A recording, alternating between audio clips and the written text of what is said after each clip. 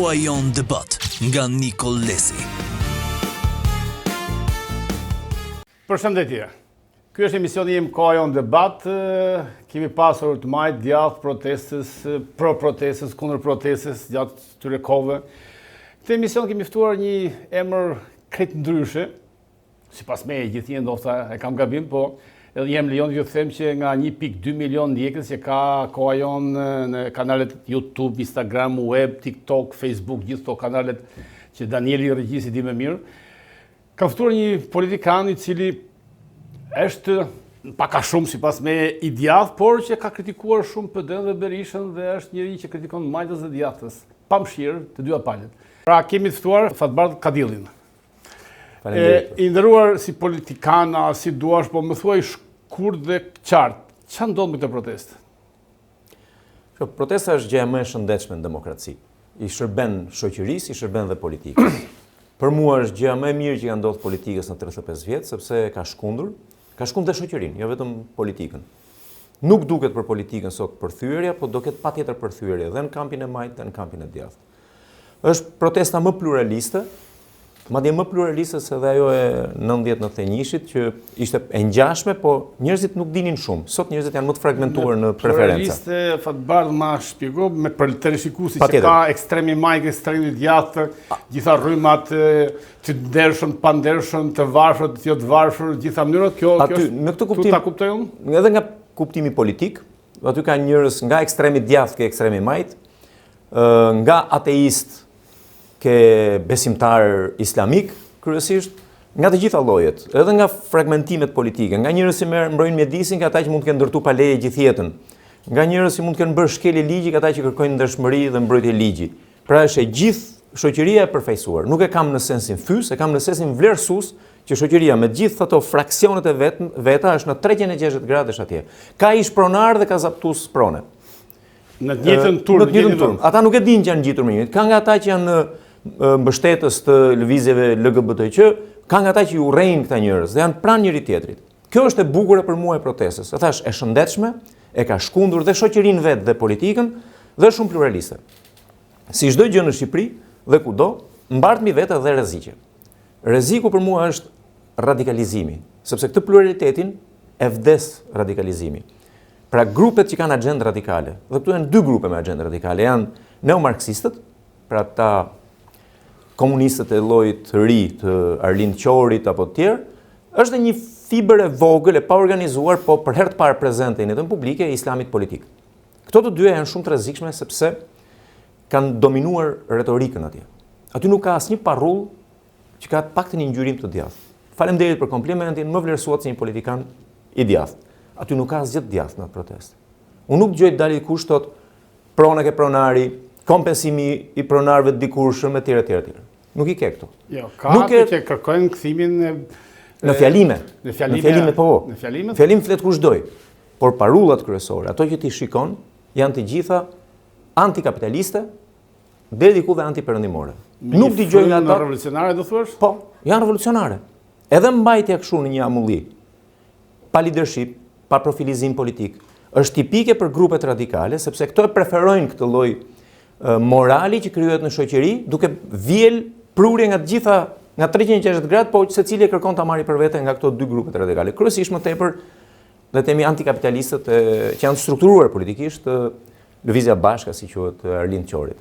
Ti mendon që Arlind Qori ka dorë në këtë punë apo vetëm del me një kamër që tregon se unë jam mes turmës, apo ka ndikim, ka indicie që ai po e kontrolon brenda frymës vet? Se majt? Jo si organizim. Ekstreme? Jo si organizim, po si retorike ka imponuar.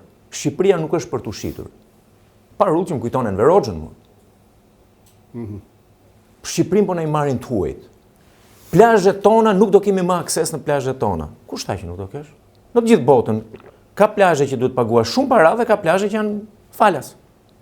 Çdo të thotë kjo, si ndolëm ne tani nga liberalët e mëdhenj që donim kapitalizmin më të egër të mundshëm, tani dalim ke socialistët më të mëdhenj, çdo gjë e popullit, çdo gjë të konservohet. Pra për këtë ta ruajmë në një mjedis caktuar nëse nuk e shfrytëzojmë? E kam me mjedisorët tani. Ta ruajmë për brezat e ardhshëm, ke dëgjuar sa herë thon. Po ishin ata para nesh që ruajtën për ne ndoshta? Mund ta themi kështu? Pse duhet ta ruaj unë për atë mbrapa, e ruajtja i para për mua. Unë do ruaj diçka tjetër, do lëm diçka. Ne nuk mund të jemi, Niko i dashur, edhe modern, të zhvilluar, po dhe baritor. Nuk mund të këndojmë si në infrashëri dhe të duam të jemi në mes bulevardit Tiranës me iPad, me gjërat më moderne të kohës. Nuk mund të rinë të dyja bashkë. Ky është antikapitalizëm dhe antiperëndimërizëm. Këto mua më trembin, prandaj i denoncoj. Fatbardh dhe i nderuar. A është një frym paktajësie popullore nga gjitha shtresat ekstremet që është përbashkuar për të shprehur inatin ndaj qeverisë dhe sistemit vjetër politik, domethënë ka një mllef të brendshëm? Absolutisht, me të gjithë të drejtën e Zotit, çdo njeri duhet protestojë, sepse mas 35 vjetësh, ku edhe ne kemi pasur vënë nga një tull, sa do të vogël apo të madhe, kemi bërë një mur ndoshta, kemi përgjegjësinë që 35 vjet ne nuk arritëm dot të ndërtojmë një demokraci funksionale. Ne nisëm me një liri dhe pretendim demokratik, përfunduam një sistem demokracie disfunksional ku janë dy njerëz. Lideri i majorancës dhe lideri i opozitës që bëjnë çdo gjë. Ata bëjnë listat. Ata të bëjnë ministër, nesër të shkarkojnë, pa marrë vesh as pse vajte as pse ike. Ata të fusin në listë të bëjnë sekretar apo nënkryetar partie dhe t'i haron edhe vetë që është sekretar apo nënkryetar partie të Partia Demokratike. Edhe ju keni bërë një betejë brenda kampit të djathtë, pothuajse epokale për një periudhë caktuar, por pastaj duket gjuhën popullore të palosën ose i ke vetë nuk e di, pa e peqe nuk futesh dot për ta ndryshuar atë parti, për ta bërë më moderne, për ta bërë më praktike, se po kalojmë nga protesta dhe te PD-ja, po edhe PD-ja fatbardh kam përshtypjen, ndoshta i gabuar, megjithëse shohim disa njerëz si figura që i njohim që tani kanë lënë flamurin e PD-s, kanë dhënë një flamur të madh kombëtar mbi supë, një kapele nga këto të veriut që kemi në këto kombëtare të veriut, dhe dalin dhe brotasin për protestën. Në fakt pas ditës shkojnë te PD-ja informacione. Okej, kjo është pra, saktë. A është PD-ja që po fut dorë me njerëz të vet të infiltruar apo është një akuzë koti e pabazuar? Nuk do ta ngrija si akuzë, po është një fakt. Është pra konfirmimi një fakti. Sali Berisha bëri për mua të vetme lëvizje të mirë në shërbim të PD-s që e futi PD-n në protestë. Sepse viktima e parë e kësaj proteste natyrisht do ishte PD-ja. Sepse u delegjitimua në gjithë të betejë ku edhe unë isha aktor në 4-5 vjet të fundit, Partia Demokratike e humbi moralin për të përfaqësuar opozitarizmin, sepse u komprometua në luftën brenda vetes. Akuzat e ndërsjellta nga një kampi Bashës me të Berishës, anasjelltas me njëri tjetrin. Mënyra se sa keq i trajtoi mendimin ndryshe, ku përfshihem unë dhe shumë tjerë, ja uli besimin në popull. Edhe më shumë se që kishte tulur. Rikthimi i Berishës, trajtimi i partisë si një parti thjesht berishiste, pas një mozaik, pas një ngjyrë apo përfaqësim tjetër, e bëri që kjo protest, gjën e parë që do hante PD-n. Dhe Berisha me intuitën e tij politike e ndjeu çfarë po ndodhte dhe mbas një jave që e kërdisi me deri diku drejt protestën, e ktheu në lëvizje, mbrojti sinorët e tij politik, po në farë mënyrë i bëri dhe një shërbim PD-s. Duke e pasur aty në protestë, është ajo që është Gozhda Nasradinit u ngul aty. Nga protesta Berisha nuk del më pa një përfitim sa do të vogël, të paktën mbi jetesën e asaj që ka mbetur nga Partia Demokratike e dikurshme. Fatbardh, a është mirë që ky sistem politik të tronditet ose të rrezohet, të shkatërrohet, po kjo protestë e ka tronditur në farë mënyrë apo jo? Për mua e ka shkundur goxha. Shkundja ka shkundje të lehtë që të miklon apo nuk ka arritur ke tronditja. Në gjykimin tim nuk ka arritur sepse protesta ka disa gabime, që i tham pak më parë, mos lejimi i krijimit një agjende politike dhe një formacioni politik që e drejton, dhe kjo për mua bëhet me qëllim nga grupet radikale, për të tërhequr protestën zvar, për të mbajtur si presion mbi sistemin. Më falë, se ju mendoni se kjo protestë vazhdoi gjatë apo do kontrollohet si parti politike? Nuk besoj se do kontrollohet si parti politike, sepse në momentin që kontrollohet një parti politike, ai 360 gradësh nuk e gjen veten kjo partia dhe fillon të largohet. Dikush do ta gjej. Mund të marri më shumë se sa i takon, po gjithmonë njerëzit largohen. Dhe ata që kanë mendim politik dhe agjendë politike afatgjatë, që janë ata që quhen antisistem, dhe është fjalë që ne e përdorim rëndom dhe në mendjen tonë, unë dhe ju mendoni që antisistem është anti-establishment, ndërsa ata antisistem janë kundër sistemit demokratik. Pra për ata sistemi demokratik nuk duhet funksionojë më kështu siç është, duhet jetë një sistem tjetër, të cilin nuk e shpallin, por janë në mënyrë absolute njerëz që tentojnë drejt diktatit. Ata do na mësojnë ne se si do vishemi, si do qethemi, Fatbart, kjo është pak e rëndë, kjo që Unë e them sot, edhe duke marrë kosto, por po ju kujtoj një gjë nga historia jonë. Kur është bërë konferenca Pezës, vetëm 2 ishin qafirë komunistë aty. Tjerët ishin burra me emër. Pa ata 2 komunistët i mbështollën gjithë ata tjerët, mbasi rinin kështu si në legalitet, flisnin në emër të frontit, që nga 42 deri në 48-ën. Nuk flisnin kur në emër të Partisë Komuniste. Mbasi njëri vrau dhe tjetrin. Me lejo të kundërshtoj se kjo është emision debat, nuk është Patjetër. Me lejo, Patjetër kënaqësi. Kjo mos është akuzë rënd për proteste. Protesta deri tani, sipas meje, ka shkundur pak tham sistemin, apo 2 partitë politike i ka shkundur, kanë larguar ose kanë atë frikën e njerëzve për dalë në proteste, për gjumjen, heshtjen, indiferentizmin, i ka shkundur, Të gjitha këto i ka vlera. Njerëzit kanë dalë atë, shfryjnë, flasin, nxjerrin atë zemrimin e tyre që kanë për Ramën dhe për Berishën. Një gjë pozitive ka bërë shoqërisë. Në mënyrë absolute. Pa thash është gjëra më e mirë që ka ndodhur në 35 vjet. Unë po flas për rrezikun. Pra këta radikalët unë duhet i denoncoj sot. Nuk duhet pres të vit 48 kur dalim nga ilegaliteti. Dhe të na fusin gjithë dhe brenda. Mendoni gjithë kjo proteste madhe që me njerëz mund të radikalizohet, të kalojnë në një front. Rreziku është aty. Dhe grupet që radikalizohen janë gjithmonë minoranca, nuk janë shumica. Komunistët asnjëherë nuk kanë qenë shumicë në Shqipëri. Me frikë, me terror, pastaj mund të quhet çdo gjë. Se ne s'bënim zgjedhje, ne bënim votime. Unë kur kam votuar në parë kam qenë ushtar. Na vun kutinë e votimit para te dera Mencës, ne duhet të hidhnim votën që të hynim tanë mëngjes.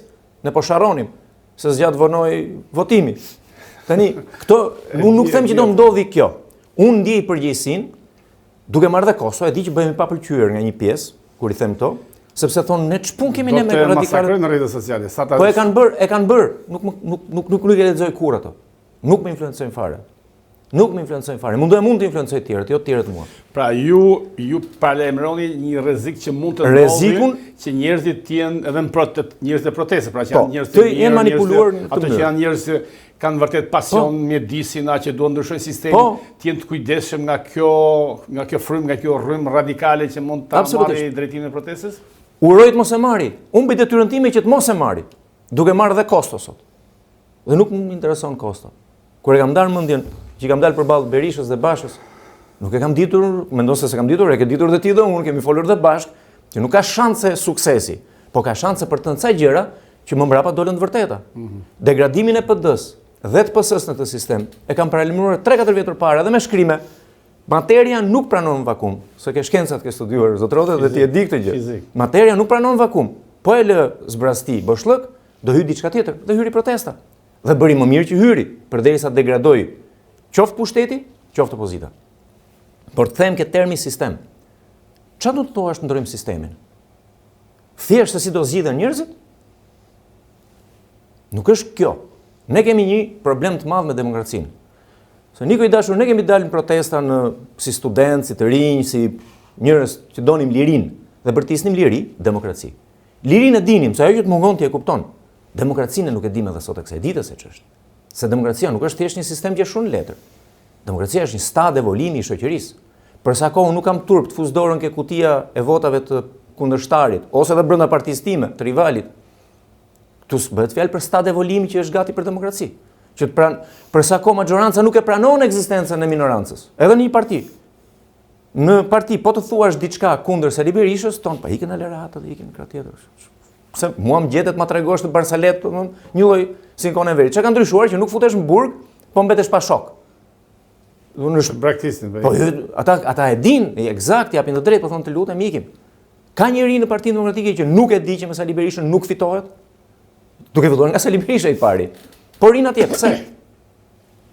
Për atë ambicien e tyre për të qenë deputet. Në fakt, tu ke drejtë, unë takova një deputet që njoh majtas e djathtas në këtë 35 vite, njoh plot gjitha partitë, media, drejtë shejtan.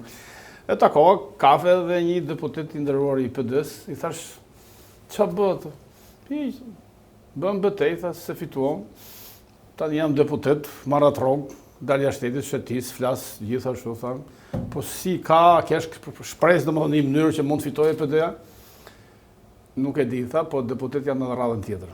Pra, ka ajo që thatë ju që janë edhe fraksionet edhe grupet edhe njerëzit që ishin kundër Saliut apo një PD tjetër kanë zgjedhur qetësinë, interesin, kanë rënë heshtje dhe kjo në fakt i bën dëm PD-s. Kjo i bën gjithë Shqipërisë.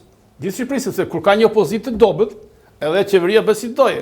Sepse unë kam qenë deputet, bardhe ju keni qenë bese një mandat, apo? Po. Kur kishte opozitë të fortë, qeveria vite duke u dridhur. Kam pa qeveri të ndryshme, që vite duke u dridhur në parlament kryeministi. Kishte opozitë serioze përballë. Kishte emra atëherë, mbaj mend që ishin Drita Golli, ishte Sabri Godo, Azem Hajdari, Fatos Nano, Vaskoreshi, Ben Imami, Neritan Cek, pra kishte edhe emra të tjerë plot sa tuash, prej zogoj, po kishte kujdes kryeministi, ministrat ishin të kurse tash sheh parlament pa fyer, po parlament nuk e duhet ta fyll një herë ta them, por parlament pak mediokër është bardhave. Parlamenti do të ketë personalitet, emra të njerë, majtë sa bëdjatë nuk ka rëndësi, apo të qendrës. Ka njerëz që të ketë figura, deputetit të jetë statur emblematike, të ketë figure popullore, të ketë integritet, të ketë forcë, të ketë zë, apo mos të ketë frikë. Ora të ketë ambicje. Disa thonë është vullneti, disa thonë është pasioni, disa thonë është forca dhe përqendrimi. Për mua, është ekuilibri që kam vendosur me natyrën. Ekuilibri në mendje dhe në trup. Ashtu si natyra ka krijuar ekuilibrin në dhuratën e saj më të çmuar për ne. Të të mbrojë dhe qoftë edhe interesin e vet. Por ke ambicie, ke edhe nuk i kanë edhe mënyrën se si kërkon llogari i qeverisë. Nuk i kanë këto dhe e keqja në shembullin e sollët. Nga një apo shumë deputet tjerë që unë i kam një. Po s'ka rëndësi, emri. Po 2-3 ishin, 2-3 nëse do të gjithë këta, përfshirë shumë shok shumë të afërt mi që kemi pasur një udhëtim politik, zgjodhen të rregullojnë jetën e tyre, po prishin jetën e gjithë shqiptarëve. Po, saktë. Dhe unë këta i reputoj si kundërshtar edhe të vetestime. Si njerëz që rrezikojnë ekuilibrin tim tënd dhe gjithkujt. Po, fakti që PD-ja nuk e bëri këtë erdhi kjo protestë atë. Materia e tham nuk pranon vakum, do mbushet me diçka. Erdhi protesta, po zot ma krijosh të ide frike fatfase. Jo, unë nuk jam kundër protestës, mos ke kuptohemi. Se me krijon të shikuesit tanë të fillojnë pastaj batërdia, do bëhet nami se thon Fatbar dhe Kadilli është kundër protestës. Edhe herë thekso shkurt. Protesta është gjëja dhe merakull se mund protesta të keq përdoret ose shfrytëzohet nga radikal. Radikalizmi prish çdo gjë. Është si e qypi me mjaltë, që po i hodhe në një gjë tjetër, nuk është më me mjaltë, është me gjë tjetër. Ke ndonjë informacion apo flet vetëm me një lloj kështu logjike deduksion? E shoh protestën për ditë. Çfarë nuk të pëlqen? E thash, antikapitalizmi. Unë pres nga protesta që protestuesit atje, dhe në ato pikat që nxjerrin, thonë ne jemi këtu të mbrojmë demokracinë shqiptare. Dhe liritë e Shqipërisë. Nuk presën thonë, po më vjedhin Shqipërinë. Shqipëria shqiptarëve. Shqiptaria shqiptarëve. Dhe kush e thon, komunistët thon një shprehje të vjetër të ballit që më takon mua ta them, po të ishte puna, po ishte në tjetër kontekst politik. Thon Shqipëria nuk është për tu shitur. Çfarë këto? Nuk dëgjoj fjalën demokraci, nuk dëgjoj fjalën liri. Nuk po them këtë folës individual. Nuk dëgjoj fjalën pron, nuk dëgjoj fjalën sipërmarrje. Nuk dëgjoj fjalën drejtësi. Këto i përkasin. Drejtësia do thonë, Berisha në burg, Rama në burg, drejtësia. Ti e ke pasur dhe më të bukur, më. Dhe ti e në kulmin e suksesit të asaj që ke thënë 2005-ën. Më shumë arrestime, më shumë investime. Sot ka më shumë arrestime dhe më shumë investime. U desh 20 vjet të dalë fjala. Arrestime dhe investime ishte shkurt, po. Ideja ishte arrestime për ndërshkuar para korrupsionin, padrejtësi. Dhe pastaj vjen sensin politik të Rama në burg, Berisha në burg unë e kuptoj. Por përsëri sheshin nuk është giotin. Se njëri kishte shtuar dhe parlamentin burg. Po tani nuk ka sens kjo. Për mua gjithsesi politikisht le ta thonë dhe të bëjnë çfarë të duan. Unë thjesht një gjë i kërkoj çdo shqiptari që del në protestë. Bëuni të qartë çfarë do ndryshojmë. Ka njerëz apo s'ka njerëz për shembull? Ka numër njerëzish të shiko, se varet se pash disa media majta djathta, të djathtë thoshin 500.000 njerëz me 4 korrik. Të majtët kishin nxjerrë një foto kështu sa ishin mbledh një herë në orën 6 pa filluar mitingu, ishin nxjerrë me 2000 veta. Pak a shumë sipas jush, po ftoftë dua. Sa ishte mitingu i 4 korrikut, domethënë pak a shumë sa një numër që ne s'po e masim me kanar farmacie, me kështu. Shiko, plus minus si njëri që jam marrë me organizimin e protestave për 4 vjet e ca, kur kam qenë kryesinë e vogël të PD-s, e di se sa nxe sheshi. Sheshi nuk nxe më shumë se 12.000 veta. Kaq e ka maksimumi. Që aty ku fillon, deri ku mbaron protesta. Ku fillon nga kryeministria deri te Ministria e Brendshme? Po, deri aty.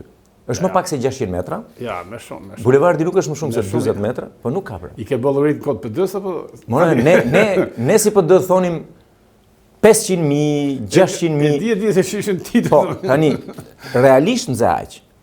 Edhe 10 veta po t'jen bëjnë shumë mirë. Unë nuk impresionohem nga numrat. Dakor, do të krijoj një ide për. Jo, fola për realizmin, që atë kur dëgjojnë kështu shifrash, mos impresionohen njerëzit o pak o shumë.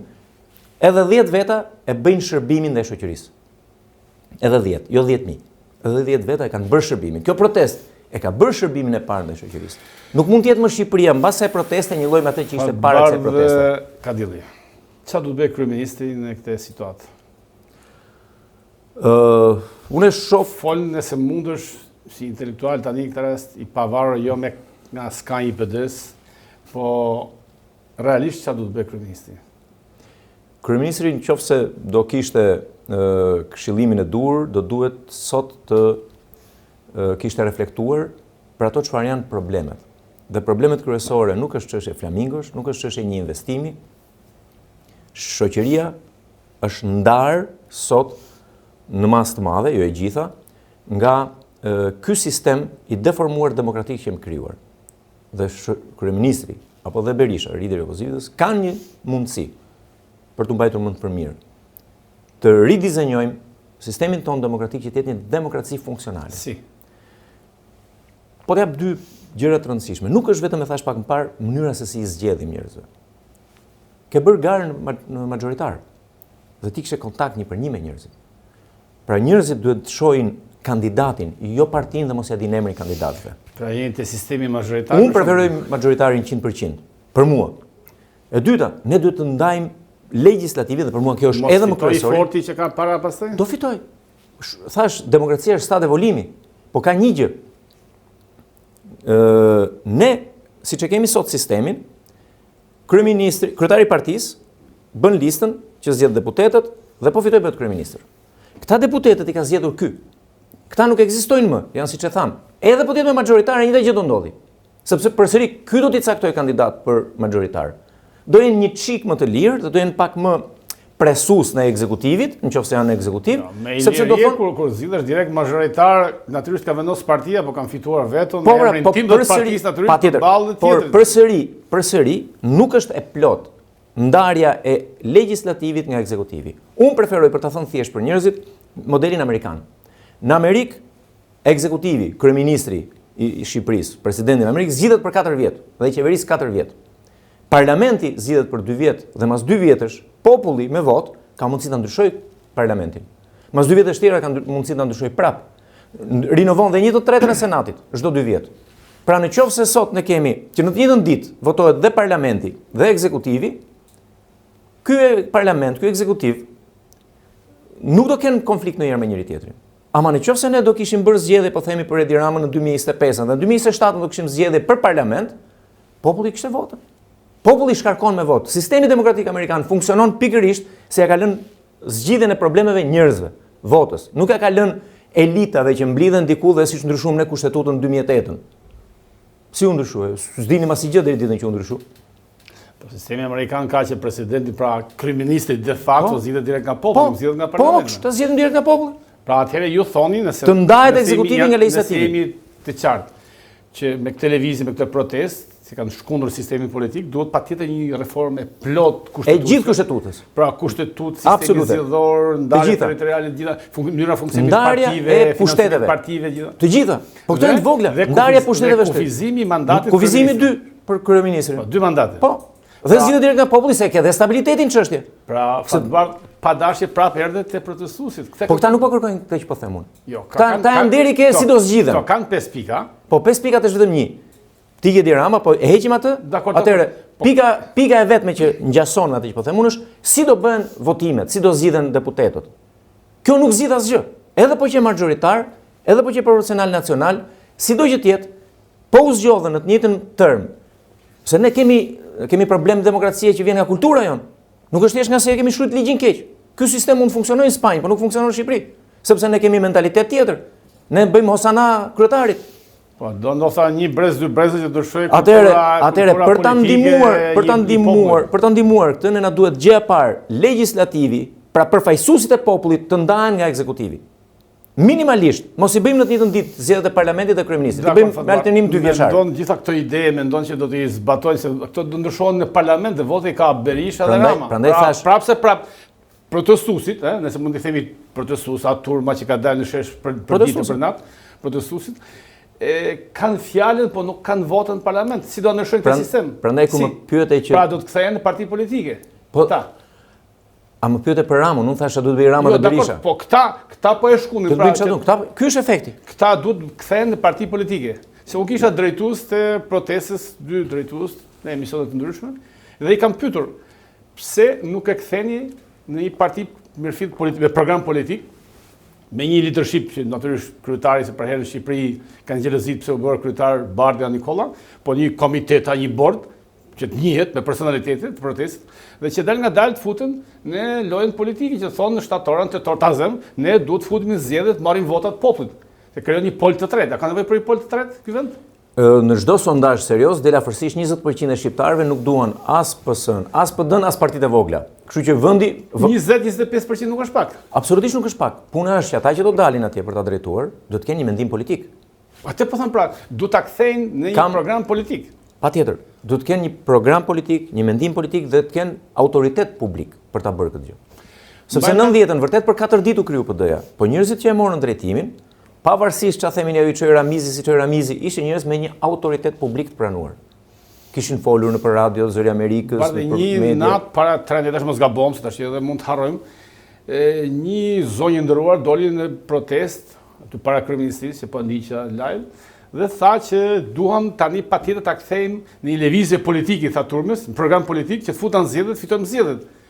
Dhe turma 3-4 duar e dorë takitën. Nuk kishte kështu entuziazëm sikur bërtasi kur del një qeshana bërteta shumë me turmë të madhe.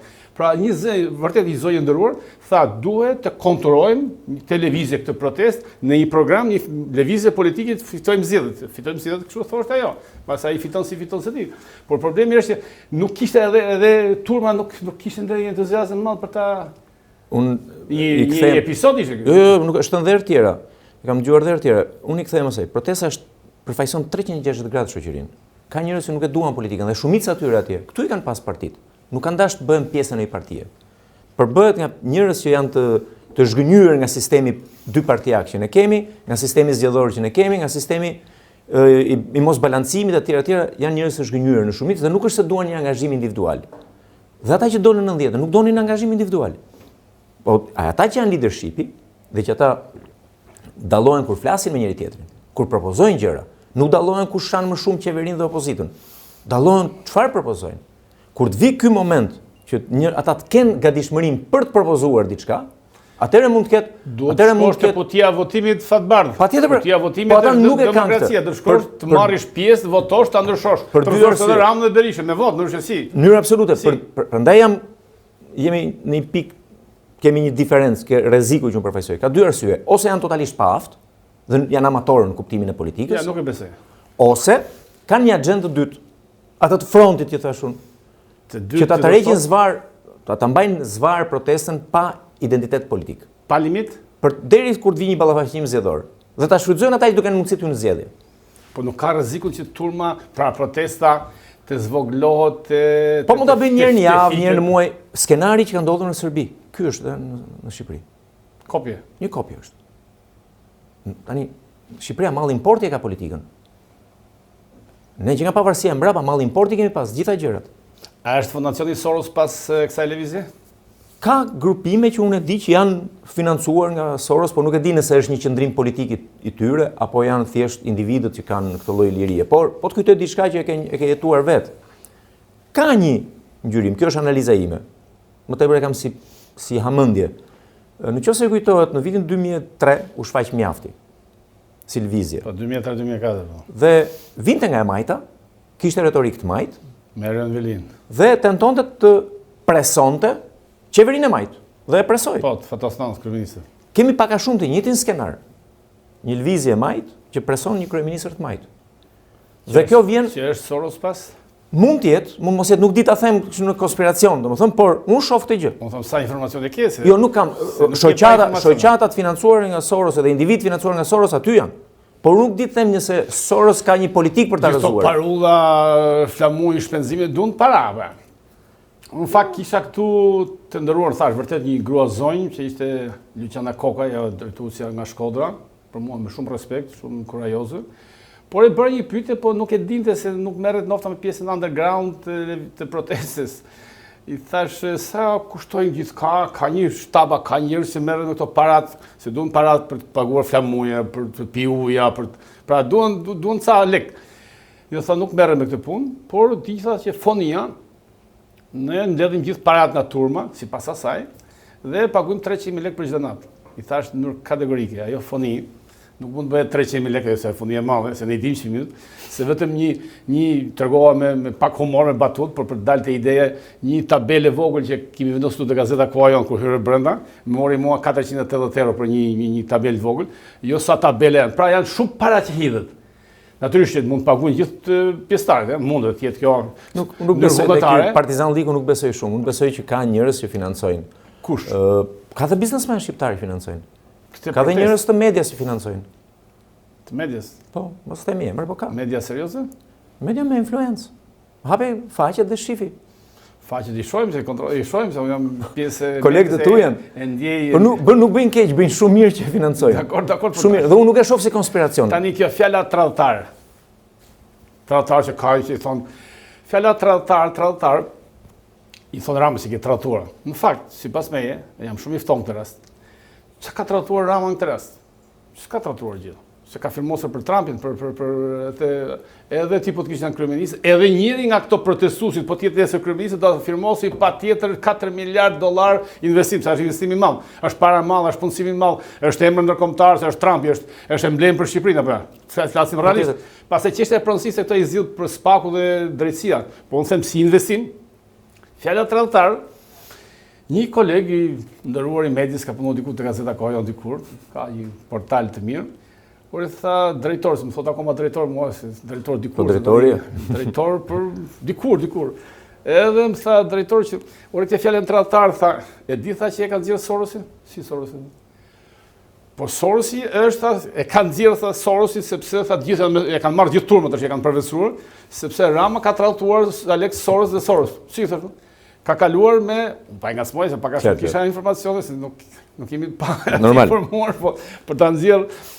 Tha që i dha Trumpit, i dha dhëndrit Trump dhe vajzës Trumpit që ato janë kundërshtar të mëdhenj, pra Trumpi dhe familja Soros, apo si dihet publikisht, janë dy gigantë mëdhenj të paraset të pushtetit. Dhe kur del nga grupi, se ka dalë Rama nga Sorosi, ka dalë si ai thoshte ndryshe pak, kur del nga grupi i mafioz që i thon tradhtar, ka dalë nga grupi jon, dhe gjithë fjala tradhtar është për Ramën, tha që e ka bërë Sorosi dhe e ka sponsorizuar Soros. I thash nuk e besoj, se deshe thash emrin, se është emrin ndërruar. Por, kështu thaj, si mendon ti? Nuk jam tek ai nivel, nuk i gjykimit, sepse nuk nisem nga shenjat vogla. Sorosi ka dure gishta brenda kundër Ramës? Tani, për të marrë hapun? Unë thash nuk di, në kuptimin nuk kam një provë, por e majta radikale europiane dhe amerikane është qartazi sponsorja kryesore e kësaj proteste. E majta radikale europiane? Dhe amerikane.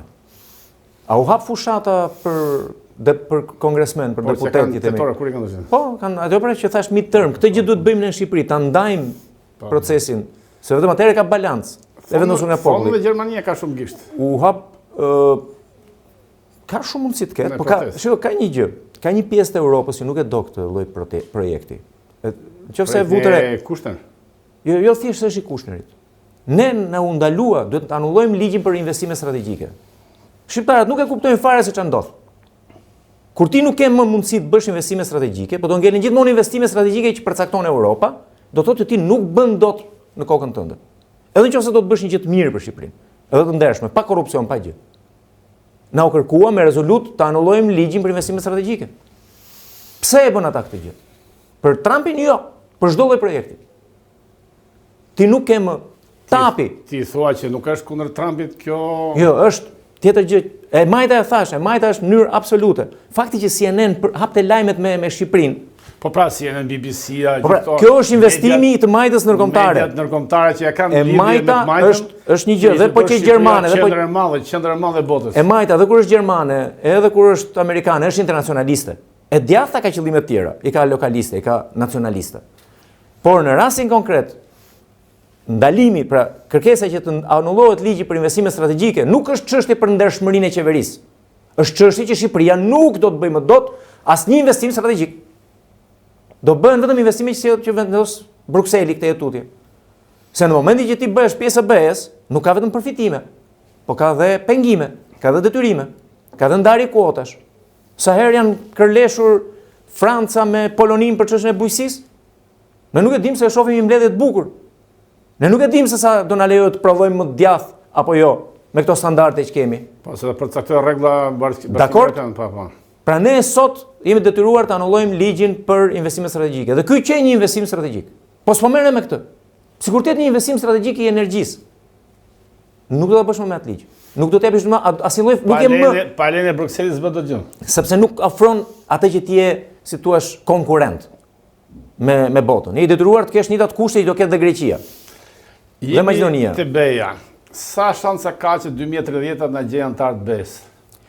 Shanset janë shumë të mëdha, realisht. Janë shanse të mëdha që do në Europa ka interes për të zgjeruar apo që janë merite qeverisë?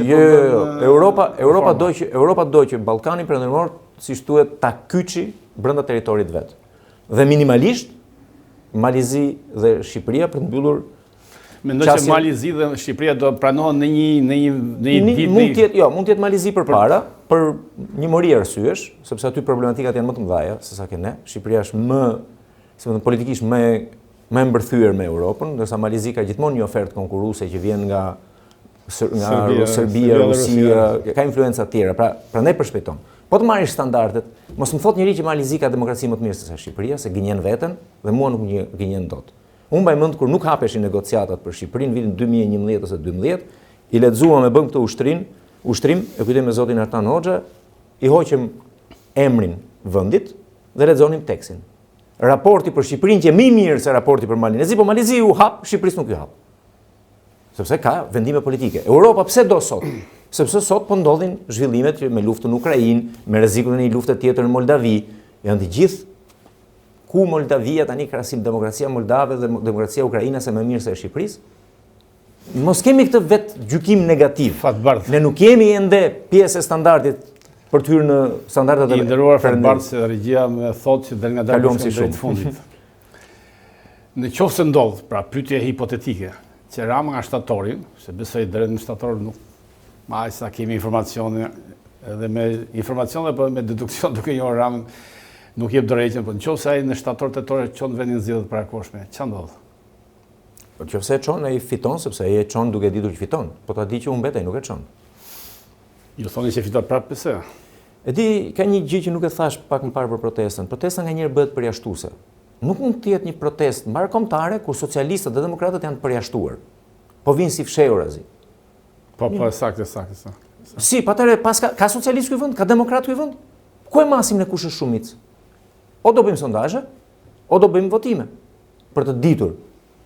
Ai që bën sondazhe, ka akoma sondazhe. Sondazhet profesionale i bën qeveria, shumë të mira, shumë i ka të gjitha mjetet. Nëse qeverisi del që fiton, e çon vendin zgjedhje. Po. Pra po e çojë në zgjedhje do thotë që ai e di që fiton. Po e di që humbet do presi kur të vi momenti i mirë, se detyron dot.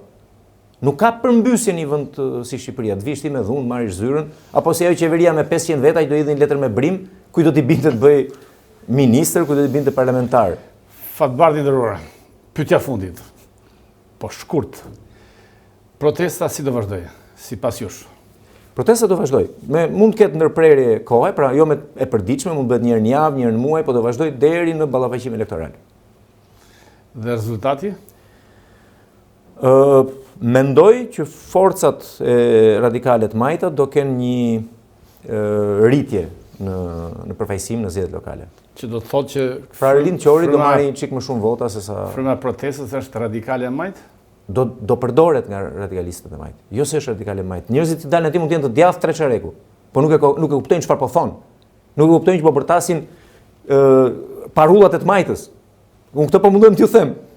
Dilni e thoni, duam NATO 5 pika, shtoni dhe një, ti kthehet prona pronarit. Kaq, të mbrojmë demokracinë. Kaq, verë aty dhe kuptojnë që i djathtë. Ti don që patjetër të flasim për dërën dhe për djathtë. Jo, për djathtën, po patjetër. A ka djathtë Shqipëria? A do duhet ishte 40%, 35%? Ku janë aty?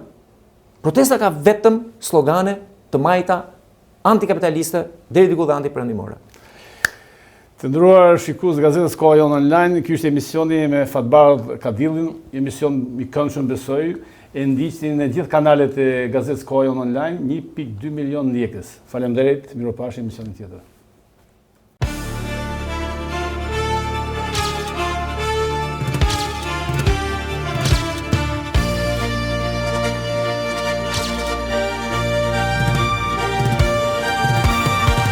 Koha Jon Debat nga Nikol Lesi.